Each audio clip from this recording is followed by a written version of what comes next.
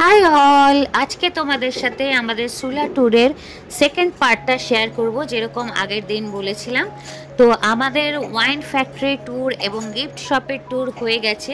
তারপর আমাদের নিয়ে আসা হলো এখানে টেস্টিং সেন্টারে। এখানে যেহেতু আমাদের কুপন ছিল, সেজন্য আমরা এই টেস্টিং সেন্টারে ঢোকার আমাদের অনুমতি ছিল।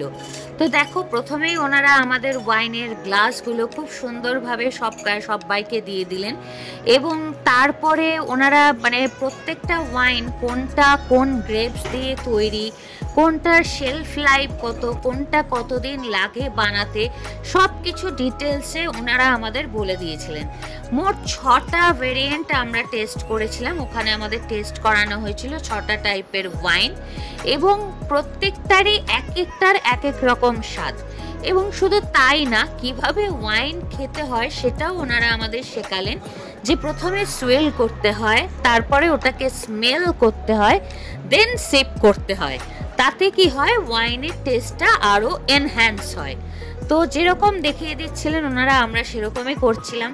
এবং সবকটার যে টেস্ট পছন্দ হয়েছে তা না, কারণ এক একটা অত্যাধিক কষা ছিল, কোনোটা আবার তেতো টাইপের ছিল।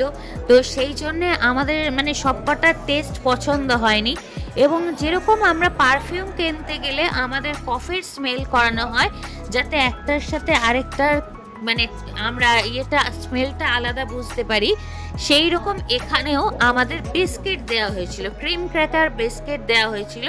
একটা ওয়াইনের মাঝখানে গ্যাপ নিয়ে বিস্কিটটা খেয়ে তারপরে আরেকটা ওয়াইন দেওয়া হচ্ছিল টেস্ট করার জন্যে, যাতে একটার থেকে আরেকটা যে টেস্ট আলাদা সেটা বোঝা যায়।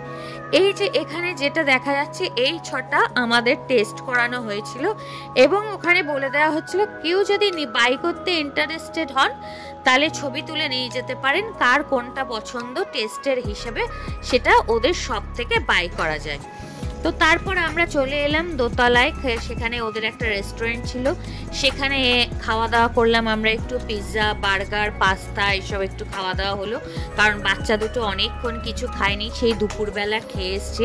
আর তখন অলরেডি আমাদের হয়ে গেছে, অনেকক্ষণই হয়ে গেছে। আমরা আলো থাকতে এসছিলাম, আর তখন প্রায় আমরা এসছি 4টে সাড়ে 4টে, কিন্তু তখন অলরেডি 8:30 9টা মতো বাজে।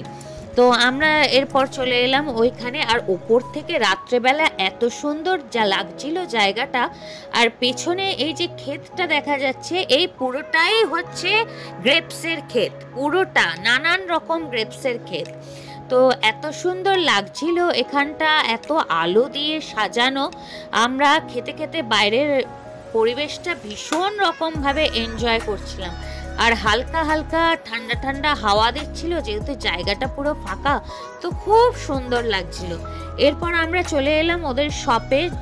কিছু যদি কেনার থাকে, বাই করার থাকে, শপটার তো হিউজ কালেকশন। যে 6টা ভেরিয়েন্ট আমরা টেস্ট করেছি, সেটা ছাড়াও অন্যান্য আরও অনেক ওয়াইন ওখানে রাখা ছিল, যেটা ওনারা বলে দিচ্ছিলেন যেরকম কাস্টমারের পছন্দ। কাস্টমার কেউ যদি বলে আমার মিষ্টি জাতীয় টেস্ট পছন্দ, ওনারা সেই রকম দেখাচ্ছিলেন।